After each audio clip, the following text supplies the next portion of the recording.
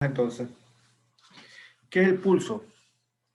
No nos podemos olvidar nosotros que primero que el pulso es la palpación a nivel de la arteria radial, que esto nos va a demostrar a nosotros la función cardíaca que representa.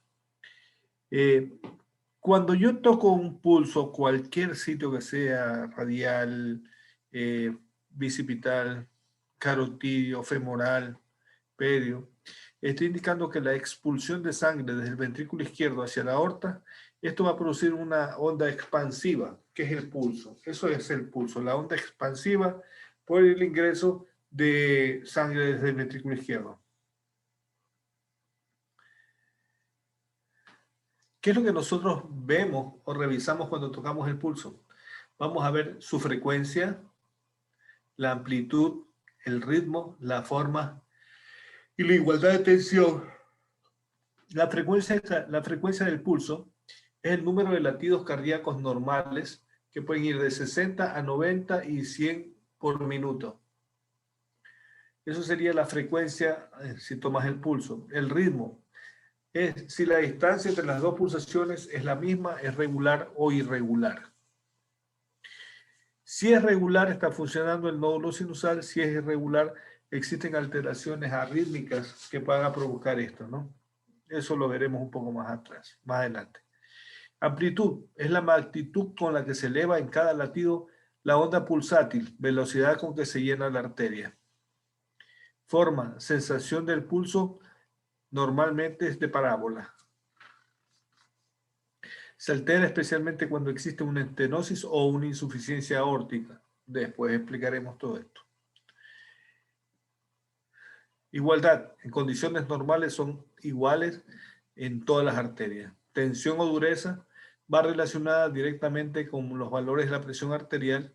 Es dura con la aterosclerosis y si la onda es dura, pensar siempre que el paciente está hipertenso. Entonces, recapitulando, ¿qué es lo que nosotros revisamos cuando tocamos un pulso? ¿Y qué significa? Principalmente el pulso nos está indicando la normalidad de la bomba cardíaca, la bomba que es el ventrículo izquierdo, al inyectar sangre hacia el resto del organismo pasando por la aorta. Entonces, si hay un...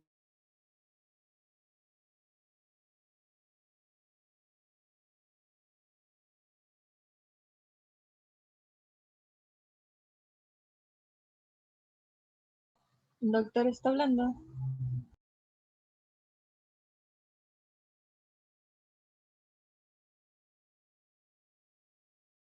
Creo que se le fue el internet.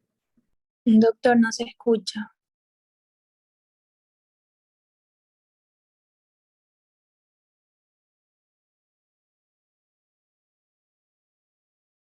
Está diciendo...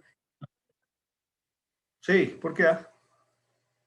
Se le colgó un rato el internet, doctor. Ah, se te colgó. A usted, doctor. Ah, no te creo. ¿Ya estamos de nuevo o no? Sí, ya se le escucha. Sí, doctora. Explique los últimos 5 minutos. Ah, bueno, ok. Entonces, cuando nosotros revisamos el pulso, ¿qué es lo que vamos a ver? Si la frecuencia cardíaca es la cantidad de...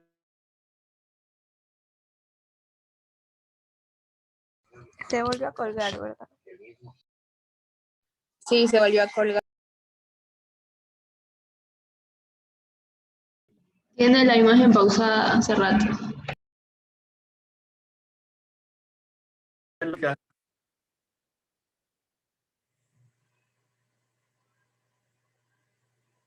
Y ahora, Se colgó de nuevo, doctor. a ver, déjame ir a ver qué pasó. Está colgando bastante su internet, doctor.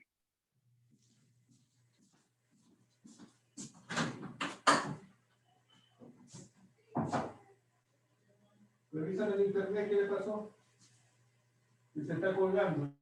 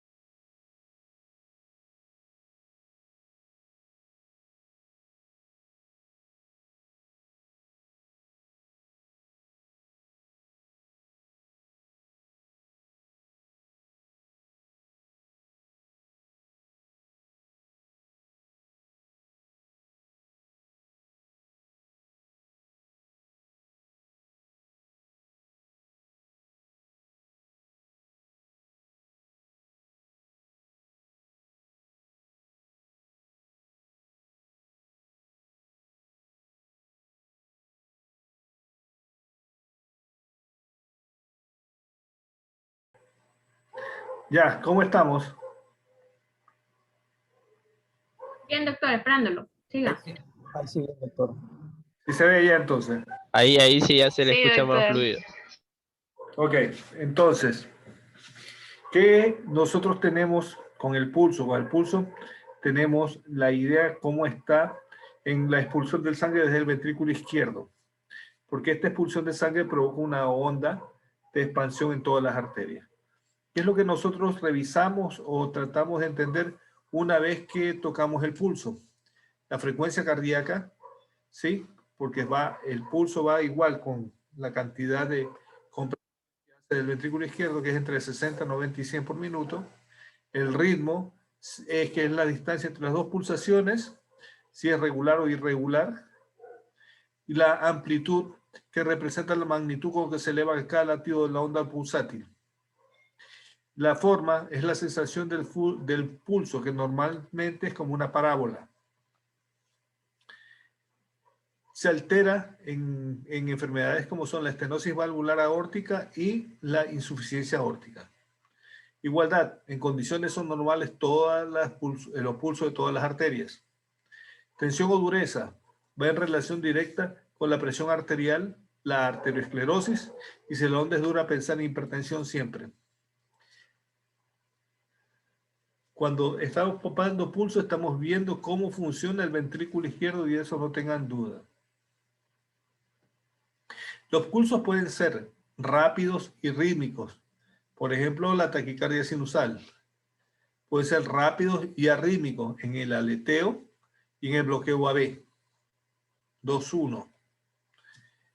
Los pulsos lentos rítmicos en la taquicardia sinusal. Los pulsos lentos arrítmicos en el bloqueo AB completo y en las extrasístoles ventriculares y también a veces en la fibrilación auricular. Los pulsos lentos arrítmicos con bloqueo AB y extrasístoles ventriculares. Los pulsos con frecuencia normal, arrítmicos, como en la arritmia sinusal respiratoria. Y alteraciones en la amplitud aumentada en el pulso saltón cuando hay el hipertiroidismo, en el pulso Seller, ducto, insuficiencia aórtica, amplitud disminuida cuando tienen una forma normal, parvus en insuficiencia mitral, parvus y tardo en la estenosis aórtica, dicroto en la fiebre tifoidea. Bueno, está bien como teoría, ahora expliquemos. Cuando yo estoy tocando el pulso, ¿sí? Este pulso puede llegar a un momento de ser sumamente rápido, ¿sí? Tac, tac, tac, tac, tac. Es como lo mismo que estuvieran ustedes escuchando la contracción cardíaca. Mismo. Y son rítmicos. Eso significa que el ventrículo izquierdo está contrayendo en una forma normal, en forma y en tiempo normal. Tac, tac, tac, tac. El dun tac, tac, tac, tac, tac. Y eso es lo que ustedes sienten con el pulso. Acuérdense que siempre va a ser palpatorio, ¿no? Cuando están los pulsos rápidos y arrítmicos, existen enfermedades como son los bloqueos AB y los bloqueos como el aleteo, cosas que aún yo no les he explicado, pero tengan una idea que es una arritmia de la aurícula, este aleteo, ¿no?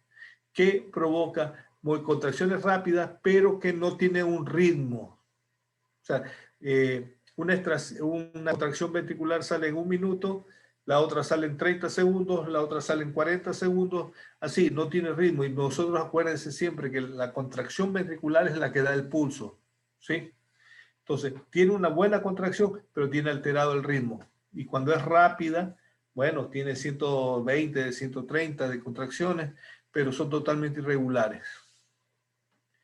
Los pulsos lentos y rítmicos pueden ser las bradicardias sinusal. ¿Como quién? En los jugadores de fútbol. Todos estos jugadores que hacen todos los jugadores que hacen sobreesfuerzo físico para disminuir el consumo de oxígeno enlentecen el corazón. Entonces, no es extraño encontrar en un árbitro, en un jugador de fútbol, de básquet o cualquier otro tipo de estos juegos de alta consumo energético, que ellos pueden tener una frecuencia cardíaca de 40, 50 y ser para ellos normal. ¿Sí? En los ciclistas, en todos estos tipos de personas que hacen bastante trabajo físico. Tenemos los pulsos lentos arrítmicos. Bueno, ahí tenemos que ver que generalmente un pulso lento ya les va diciendo que tiene frecuencia cardíaca baja. Y totalmente arrítmico significa que hay una arritmia cardíaca. ¿Qué arritmia cardíaca es la frecuente? El bloqueo AV completo. Otra cosa que también puede haber en estos bloqueos AV, podemos tener también extrasístoles ventriculares. Eso yo no le he explicado aún. La extrasístole ventricular es una contracción anormal del ventrículo, es un latido extra, pero hace esto. Acuérdense que una contracción es esto, y una extrasístole es esto, está así y mueve, no hay contracción. O sea, esto es la contracción normal, y la extrasístole es esto. No hay contracción. Eso de ahí implica que no le llegue riego sanguíneo al cerebro. Cuando son contracciones extrasístoles continuadas, eso se llama taquicardia ventricular y eso provoca hipoflujo especialmente al cerebro y el paciente se desmaya, pierde conocimiento, tiene síncope o lipotimia. Entonces, por lo pronto ustedes ya tienen claro que puede haber unas extrasístoles, perdón, puede haber un pulso lento y arrítmico que puede ser en los bloqueos AV completos o en la presencia de extrasístoles ventriculares.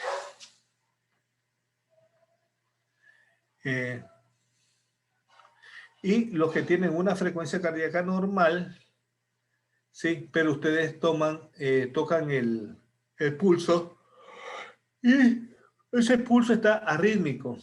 Entonces, casi puede ser lo mismo, ¿no? De pulsos lentos, rápidos. Esta patología se llama arritmia sinusal respiratoria. Eso nosotros también lo podemos ver dentro del electrocardiograma, que después de esta clase comenzamos ya a ver electros. Lo que pasa es que cuando ustedes son niños, jovencitos, al ustedes respirar, hacen vasalva y esa vasalva puede provocar un aumento de flujo de sangre hacia el corazón y eso lo enlentece. Por eso se llama arritmia sinusal respiratoria. Es totalmente normal, no es patológico, pero existe. Existe en los pacientes muy jóvenes, ¿sí? Y delgados, generalmente. Entonces, no tengan miedo de estas arritmias sinusales respiratorias porque no significan absolutamente nada. Entonces, cuando nosotros ya salimos de esto, nos vamos a ver las alteraciones de la amplitud. Entre las alteraciones de la amplitud tenemos una amplitud aumentada, es decir, cuando tenemos grande el pulso. Suponiendo que sea normal esto, ¿sí? Ahora el pulso saltón es esto. Esto lo podemos ver en el hipertiroidismo. Acuérdense que las drogas hipertiroides provocan mayor consumo de energía y hay mayor rapidez en el corazón y puede provocar estas contracciones fuertes y aumentan el volumen provocando el aumento de la amplitud del pulso. Entonces tenemos eso, el pulso Zeller y amplitudes disminuidas. Bueno, el pulso Zeller es un pulso normal, sino que es muy rápido. Ustedes comprenderán esto. Cuando yo hago la contracción del ventrículo izquierdo, el ventrículo izquierdo manda la sangre por la arteria aorta. ¿Sí? Esta arteria, cuando yo mandé la sangre, la sístole del ventrículo izquierdo y pasó toda la sangre, esta arteria, las válvulas se cierran. Y toda la sangre va hacia el resto del cuerpo. Pero si esto tiene una insuficiencia aórtica, al yo contraer, mando toda la sangre por aquí, y al yo expandir, es decir, entrar en diástole en el ventrículo izquierdo, le llega sangre también por acá. ¿Sí? Entonces, el pulso Zeller es un pulso rápido, por eso se llama Zeller, pero no es debido a la disminución del volumen eyectado. Es decir, en vez de seguir todo el volumen, regresa una parte. Entonces, el pulso que normalmente era así,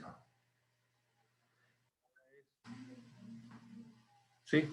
Entonces, eso es lo que nosotros tenemos que ver con el pulso Zeller. El pulso de la insuficiencia aórtica en especial. Pulsos que tienen la amplitud disminuida. Pulso de amplitud disminuida, ¿sí? Lo tenemos en el parvus, en la insuficiencia mitral, Y tenemos también el parvus y tardus en la estenosis aórtica y el dicroto en la fiebre tifoidea y el pulso alternante en la insuficiencia cardíaca. ¿Ya? ¿Qué es esto? Ya entendieron, espero, el pulso Zeller. Ahora nos vamos al parvus y tardus.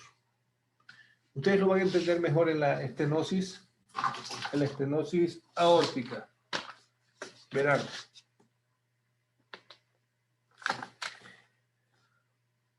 Cuando el músculo cardíaco hace esto, manda sangre por la aorta.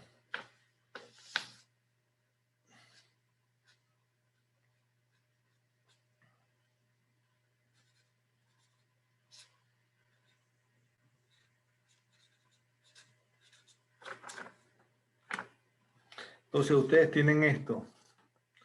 Aquí hay la contracción del ventrículo y manda la sangre por la aorta. Sí, para afuera. Ahora, si yo tengo, ¿y eso cómo se representa? Se representa como un pulso normal. Se representa como un pulso normal. Este es un pulso normal. Con una amplitud normal, ¿ya? Ahora, cuando hay estenosis de válvula,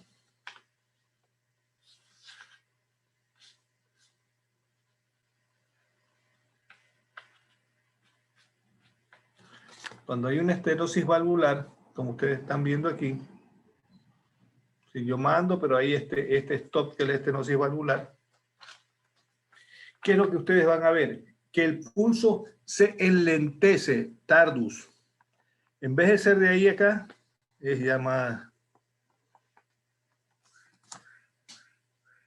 Ese es el normal, y acá está el pulso tardus.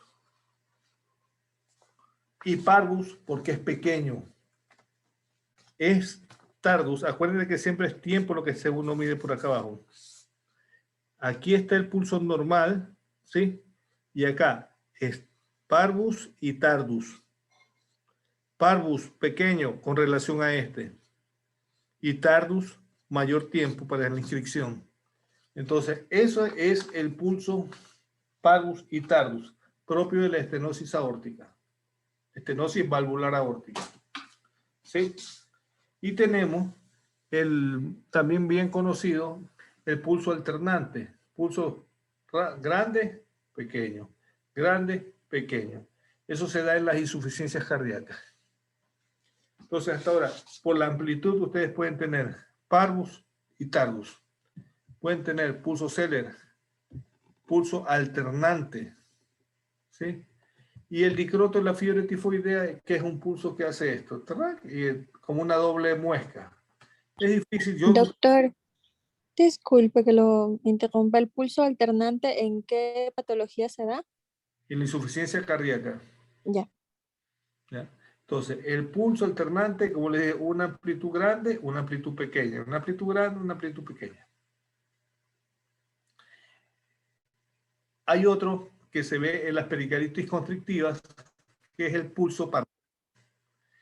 El pulso paradójico que aumenta cuando aumenta la cantidad de volumen de sangre que yo mando al músculo, al corazón.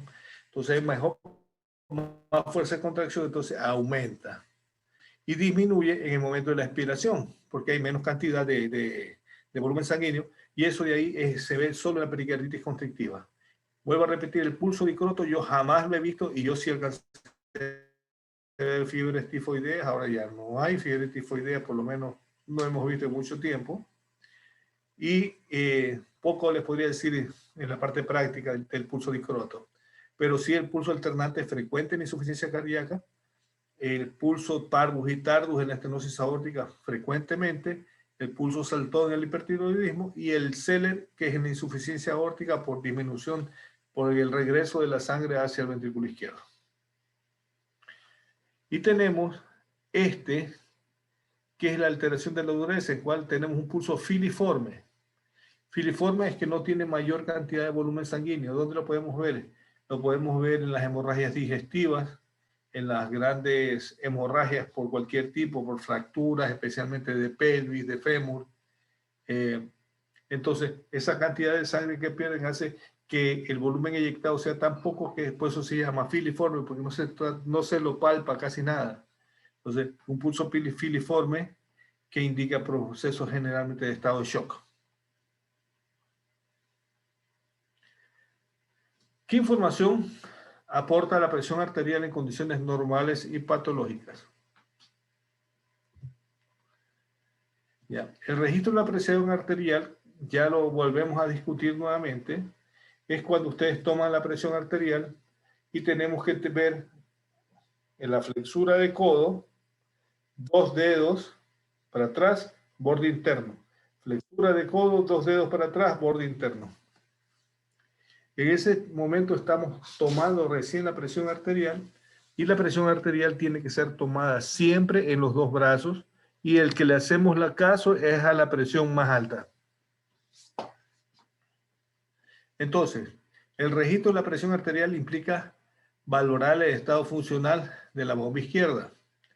Depende de la cantidad de sangre que reciben los ventrículos que envían a la circulación, debiendo vencer una resistencia vinculada al estado anátomo-funcional de las arterias.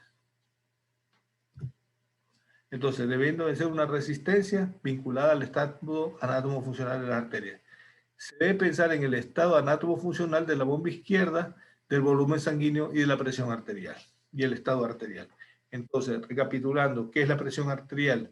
Presión arterial, yo ya a ustedes les dije hace rato la fórmula. La fórmula es volumen minuto por resistencia periférica, o volumen inyectado por resistencia periférica, ¿no?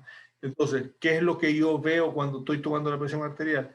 El estado anátomo-funcional de la bomba izquierda, la cantidad de sangre inyectada y el estado, cómo se encuentra la arteria, el estado anátomo-funcional arterial. ¿Qué es el volumen minuto? Es la cantidad de sangre enviada a la circulación por medio del ventrículo izquierdo en un minuto. El volumen minuto a su vez va a ser el volumen sistólico por la frecuencia cardíaca. El tono de arteria, eso yo les explicaba a ustedes, esa es la resistencia periférica. La resistencia periférica o tono arterial es generalmente considerada la presión diastólica y el volumen recibido es la presión sistólica. Ahora, el tono arterial tiene regulaciones neurogénicas, predominantemente del simpático, adrenérgico. El simpático mantiene el tono arterial, puede provocar vasoconstricción por liberación de las aminas adrenalina y noradrenalina o dopamina. Ahora, ¿de qué me sirve saber yo que el simpático es el que mantiene el tono arterial? Aquí viene la respuesta de la hipertensión de tipo reactiva. ¿Qué es la presión de reactiva? Son pacientes que están de lo más normal, pero se asustan y en ese momento se les subió la presión, tienen un coraje, están a punto de pelear o están discutiendo y ustedes ven que se ponen rojos, es porque la presión se les está subiendo, debido a que en su cerebro hay una descarga de adrenalina y noradrenalina y dopamina. Y esto va a provocar crisis hipertensivas, ¿sí? Y eso es lo que me está diciendo esto. El simpático mantiene el tono arterial y produce vasoconstricción debido a que libera adrenalina. Eso es lo que nosotros en este instante tenemos que ver. Para eso sirve tener el diagnóstico de hipertensión arterial reactiva. Ante situaciones de estrés, la presión se le sube, no baja, sino después de un momento cuando se regulariza, cuando se tranquiliza. Aquí viene la otra. Las catecolaminas circulantes actúan sobre la angiotensina y sobre el sodio intracelular. Bueno, ¿por qué actúa sobre la angiotensina y sobre el sodio? Acuérdense que la angiotensina, su función es retener sodio. Al retener sodio, retiene líquido y aumenta la presión arterial. El significado máximo sistólico es volemia y la máxima diastólica es resistencia periférica. Los expliqué hace un momento, ¿no? La diferencia entre presión sistólica y presión diastólica es la que se llama presión diferencial de pulso o presión de pulso. ¿Ya? Con esta presión diferencial es que nosotros podemos hacer la dosificación de drogas antihipertensivas en general, ¿no? Especialmente se utiliza muchísimo en UCI. ¿Cómo tomamos la presión arterial? Ya se les expliqué. ¿Qué es lo que nosotros utilizamos? ¿Qué aparatos debemos utilizar siempre? La presión arterial, nosotros utilizamos los esfingomanómetros, lo que se coloca acá, y el estetoscopio. Ese hasta ahora no ha podido ser desplazado, es decir, lo que nosotros escuchamos es real. No así con los aparatos eléctricos que estamos supeditados a que den una valoración de acuerdo a lo que el aparato esté tomando, ¿no? Ahora, dentro de estos aparatos también, ¿cuál es el que nos sirve? El que es de muñeca no sirve para nada. Los aparatos que están en la muñeca no dan buenas respuestas, no así los aparatos electrónicos que son en el bíceps y toman la presión ahí, dan una cercanía bastante grande a la presión normal, o sea, a la que debería registrarse, ¿no? Pero en general, ya le digo, la mayoría de los cardiólogos seguimos utilizando el esfingomandómetro. Nos da más certeza porque es lo que yo escucho, lo que estoy diagnosticando. La presión con el índice nosotros vamos a utilizar en su momento, ahora no, ya cuando entremos en hipotensión arterial, les voy a presentar lo que es el índice brazo-tobillo, que es una medición que nosotros normalmente tenemos una presión sistólica, porque es la presión sistólica del índice brazo-tobillo, o sea, volumétrica, suponiendo que aquí esté 100, y la presión del tobillo siempre es mayor, entre 20 y 30 miligramos. Entonces habríamos que la presión sistólica del tobillo sería 120, 130, y eso es lo normal. Siempre va a haber una diferencia entre 20 y 30 miligramos. Generalmente eso es lo normal, pero cuando hay pacientes diabéticos y utilizamos este índice brazo-tobillo y la presión diferencial, la diferenciación que existe entre la presión de los miembros inferiores con los miembros superiores es disminuida, es menor. ¿Por qué? Porque acuérdense que la diabetes es una enfermedad que por medio de una enzima que se llama proteína glucosa rellena, tapiza esto, entonces el volumen que va por las arterias es menor. Este volumen que cae, ¿sí?, va a provocar o nos va a decir a nosotros el grado de estenosis que tiene la arteria. Esto es la manera más fácil de saber si existe problemas dentro de la circulación arterial de los miembros inferiores. Otra forma, como vemos eso clínicamente, es cuando ustedes ya con el paciente diabético en especial, ustedes comienzan a revisarlo y al revisarlo ven que tiene una piel brillante, ¿sí?, que se hace frágil, que pueden hacerle úlcera con una rapidez increíble y que demora tiempo en curarse. Ese es un paciente diabético. Ese es el pie diabético, porque se debe a una disminución del flujo sanguíneo debido a que se está llenando de proteína glucosa todas las arterias y por eso el flujo no avanza, no sigue. Entonces, eso para ustedes es lo que nosotros vamos a ver posteriormente en el índice brazo-tobillo, que eso se verá después. Entonces, ¿qué vimos nomás en la presión arterial? Que la presión arterial, cuando está normal, indica el estado anátomo-funcional de la bomba izquierda. Depende de la presión arterial mucho de la cantidad de sangre que reciben los ventrículos para enviar a circulación. Cuando yo tengo una arritmia cardíaca como una taquicardia paroxística supraventricular, cosa que no les he explicado todavía, entonces yo tengo que pensar que cuando yo hago así, ¿verdad?, mi ventrículo izquierdo se expande bien. En ese momento entra una buena cantidad de flujo sanguíneo. Se comprime bien y esa cantidad de sangre ya entra a las arterias. Una vez que entra a las arterias, ese volumen sistólico indica la presión arterial sistólica. La resistencia periférica es la normal que tiene toda arteria. En el caso sería 80 por 120, 80 que es lo normal. 120 de presión sistólica con 80 de la presión diastólica o resistencia periférica o tono arterial.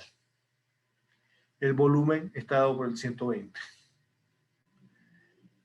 Entonces, si yo tengo esto, ya lo tengo claro, que eso es lo que a mí me da la presión arterial, de pronto tengo una arritmia que se llama taquicardia paroxística supraventricular, cuya frecuencia cardíaca es más de 150, entonces el corazón está así. ¿Qué pasa al estar el corazón así? Yo necesito que se abra bien, pero para que le llegue sangre, una buena cantidad de sangre, y que las contraiga y las mande. Pero si está así, no entra mucha sangre. Entonces, primero que la sangre poca que entra va hacia el ventrículo izquierdo, se contrae y va muy poco fluido, muy poca capacidad de eyección. Entonces, ¿qué es lo que va a surtir? El volumen sistólico está caído por resistencia periférica, provoca hipotensión arterial. Eso ocurre no solamente en las arritmias, sino también en todo tipo de hemorragias.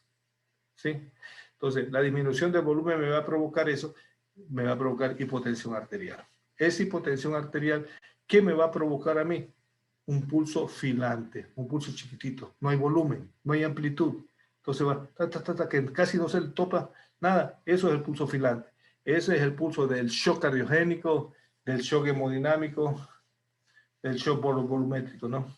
Entonces, esa es la parte que ustedes tienen que entender, que la bomba cardíaca funciona de acuerdo al grado de contracción, pero del volumen eyectado. Y la presión arterial siempre va a ser volumen minuto por resistencia periférica. Ok.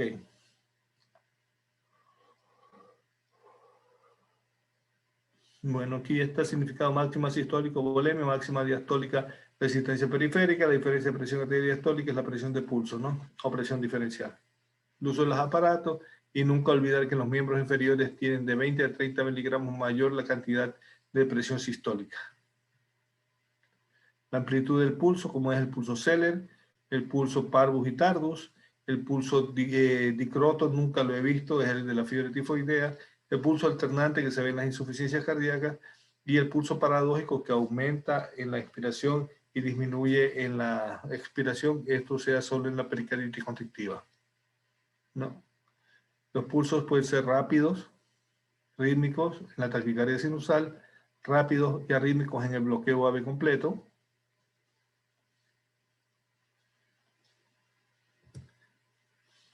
Pulsos lentos, rítmicos, bradicardia sinusal, pulsos lentos, arrítmicos en bloqueo AV completo y en las extrasístoles ventriculares, la fibrilación auricular. Y pulsos con frecuencia normal, arrítmicos, tenemos la arritmia sinusal respiratoria, que es totalmente normal y es de personas jóvenes. Siempre el pulso va a demostrar el estado anátomo-funcional del ventrículo izquierdo. Bueno, eso es todo en esta parte. Ustedes quieren que ya les comience a dar electrocardiografía o nos quedamos para la próxima clase ya electrocardiografía. Díganme. Bielka. A la próxima, doctor, te pones Para la próxima clase sería mejor, Sí, doctor, doctor, la que continuemos próxima sí con electro. estudiamos bien esto. Bueno, léanme todo lo que hemos hablado hasta ahora. La próxima clase vamos a ver práctica, es una práctica así mismo, viendo pacientes, que me dicen ustedes, yo les voy diciendo las cosas y ustedes me van dando un cuadro sindrómico, que es lo que ha pasado con el paciente. Así como ahorita, se le bajó la presión, se le puso filante, tuvo una hemorragia por hipovolemia, la presión tiene 60, 40, entonces eso, el pulso Zeller, cómo es la insuficiencia valvular, cómo les va a dar la presión arterial, todo eso vamos a verlo la próxima, lo vamos razonando. ¿No? Después de mostrarnos el electrocardiograma o cómo? Por eso les digo, ustedes me quieren, yo iba a darles el electrocardiograma, prefiero darles primero la parte práctica y el día sábado el electrocardiograma, que es bastante.